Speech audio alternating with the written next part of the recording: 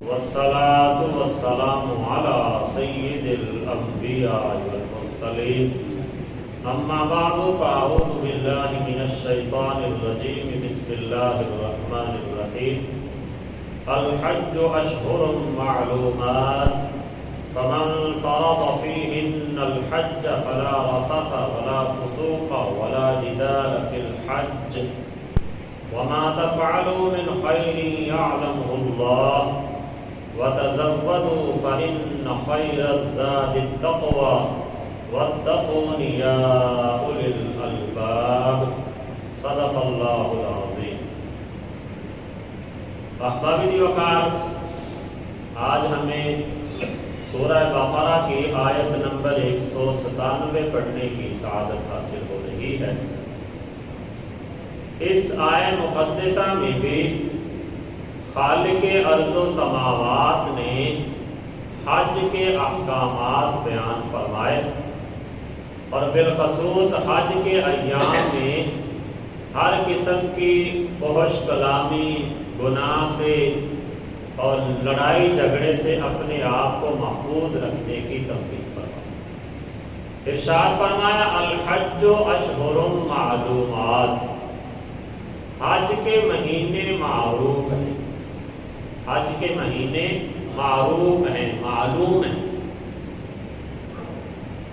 پچھلی آیت مقدسہ میں مطلقاً حج اور عمرے کا تذکرہ فرمایا، چونکہ عمرہ عام ہے، وہ تمام مہینوں میں ہوتا رہتا ہے، لیکن حج کے لیے کچھ ایام مخصوص ہیں، تو اس کا یہاں پہ خصوصیت کے ساتھ تذکرہ فرمایا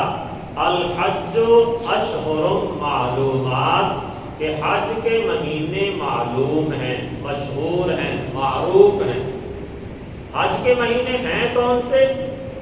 اس کے بارے میں جو تفاسیر میں اور احادیث مبارکہ میں ہمیں تذکرہ ملتا ہے وہ اس انداز سے ہے کہ شوال، ذیقعد اور ذی الحج، ان تین مہینوں کو حج کے مہینے کہا جاتا ہے۔ بعض جگہوں پہ ذی الحج پورے کو حج کا مہینہ شمار کیا گیا، اور بعض جگہوں پہ ذی الحج کے پہلے 10 ایام کو حج کے ایام میں شامل کیا، جیسا کہ ایک حدیث مبارکہ میں بھی اس کا تذکرہ ہوتا ہے۔ حضرت سیدنا عبداللہ بن عباس اور حضرت سیدنا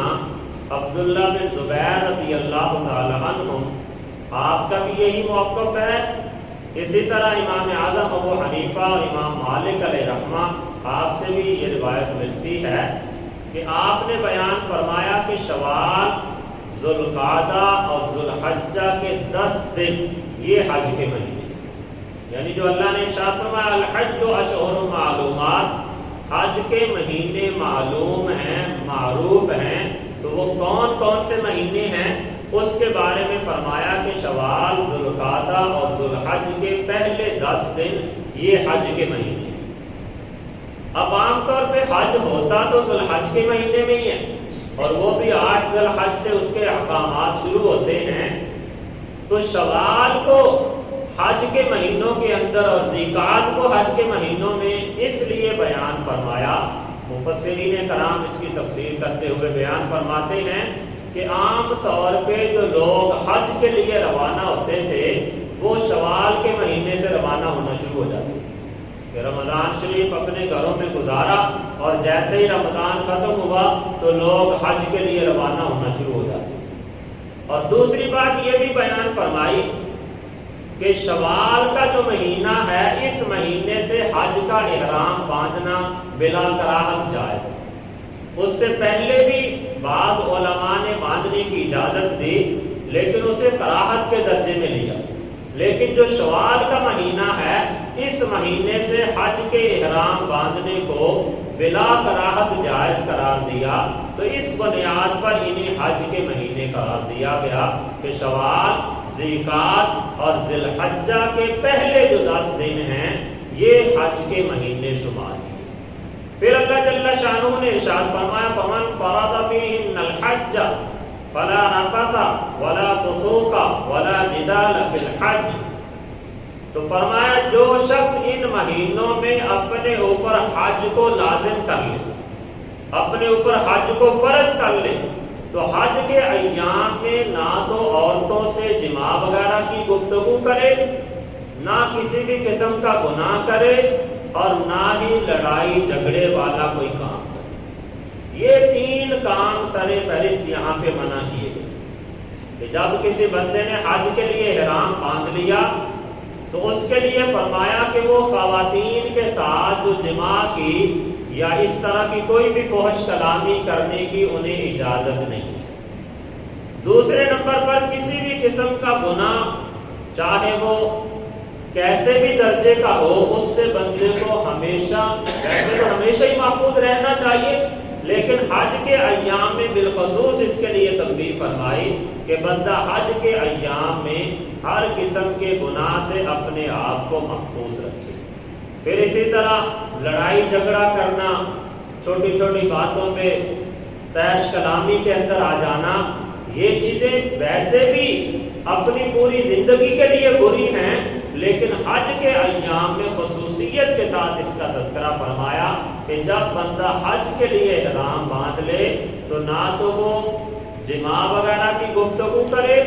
نہ وہ کسی قسم کا گناہ کرے، اور نہ ہی آپس میں لڑائی جھگڑے والے معاملات کے اندر پڑے۔ تو جو بندہ اس طرح کی کنڈیشن اختیار کرتا ہے کہ حج کے ایام میں ہر قسم کی فحش کلامی سے بھی اپنے آپ کو محفوظ رکھتا ہے، ہر قسم کے گناہ سے بھی اپنے آپ کو محفوظ رکھتا ہے، اور ہر قسم کے لڑائی جھگڑے سے بھی بچائے رکھتا ہے، تو رب تعالیٰ ایسے بندے کو حج مبرور کا اجر و ثواب عطا فرمائے۔ اس کے بارے میں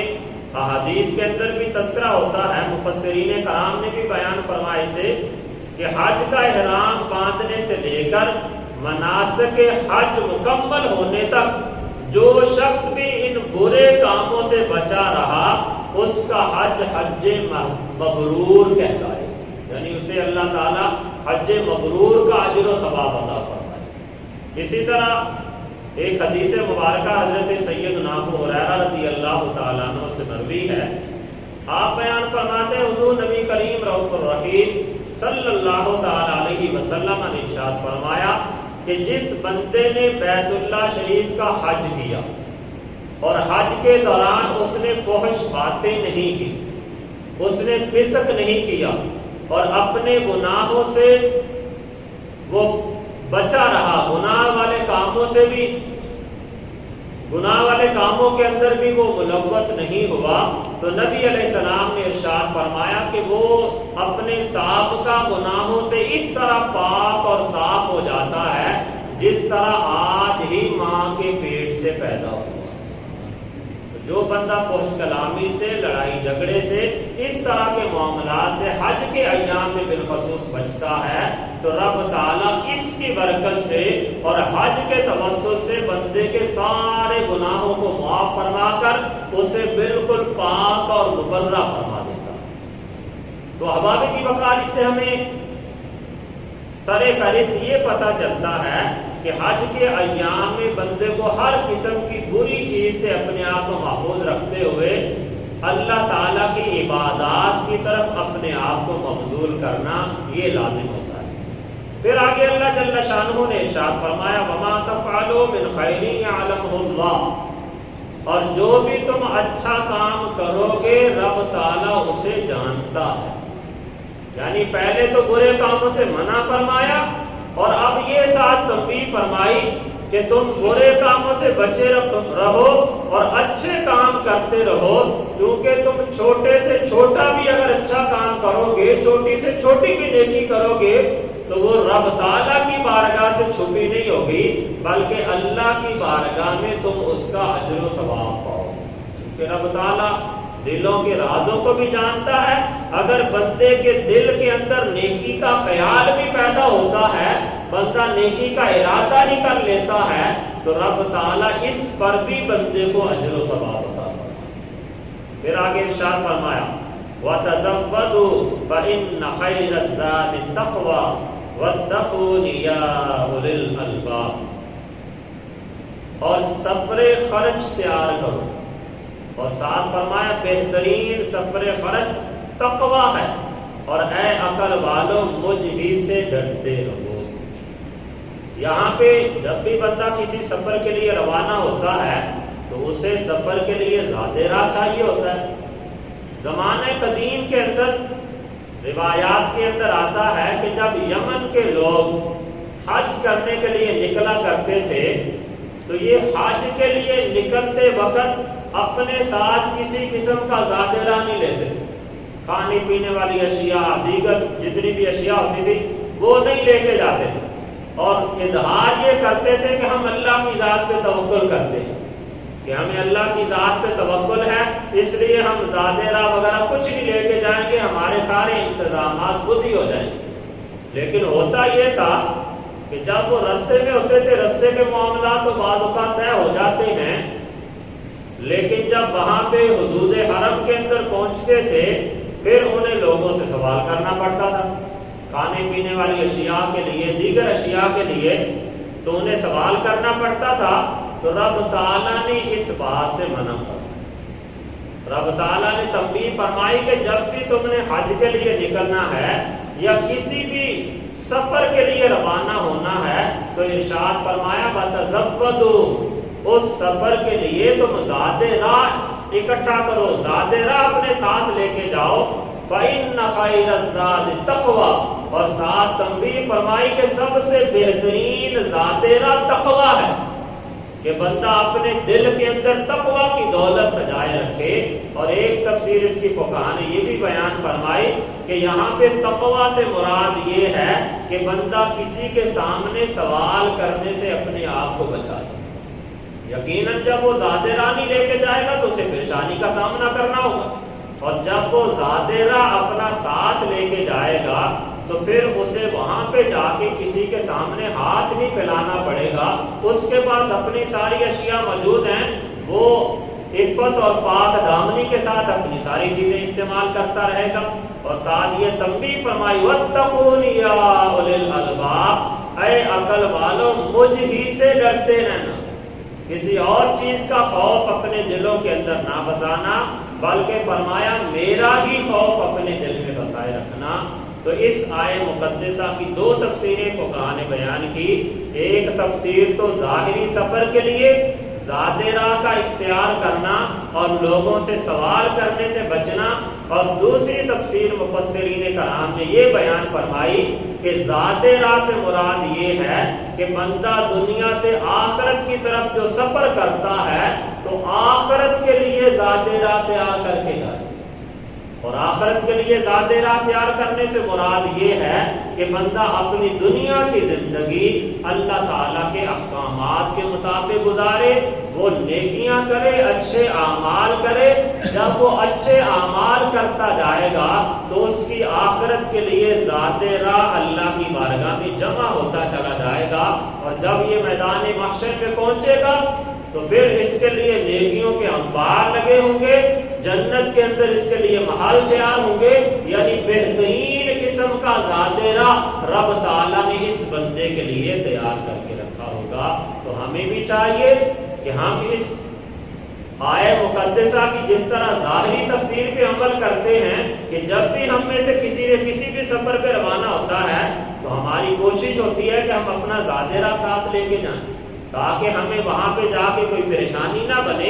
اسی طرح سب سے زیادہ اہم اور حقیقی سفر ہمارا آخرت کی طرف ہے، تو ہمیں چاہیے کہ ہم اپنے آخرت کے سفر کے لیے بھی اپنے زیادہ راہ کو تیار رکھیں، یعنی آخرت کے لیے نیکیاں جمع کرتے چلے جائیں، تو اس کی وجہ سے ہمارا دنیا کا سفر بھی بہترین گزرے گا، اور جب آخرت میں پہنچیں گے تو آخرت کا سفر بھی خیر و عافیت کے ساتھ اور بہترین گزرتے ہوئے بندہ اپنی منزل مقصود جنت کے اندر ٹھکانہ حاصل کر سکے گا۔ اللہ تعالیٰ کی بارگاہ میں دعا ہے کہ اللہ تعالیٰ ہم سب کو عمل کرنے کی توفیق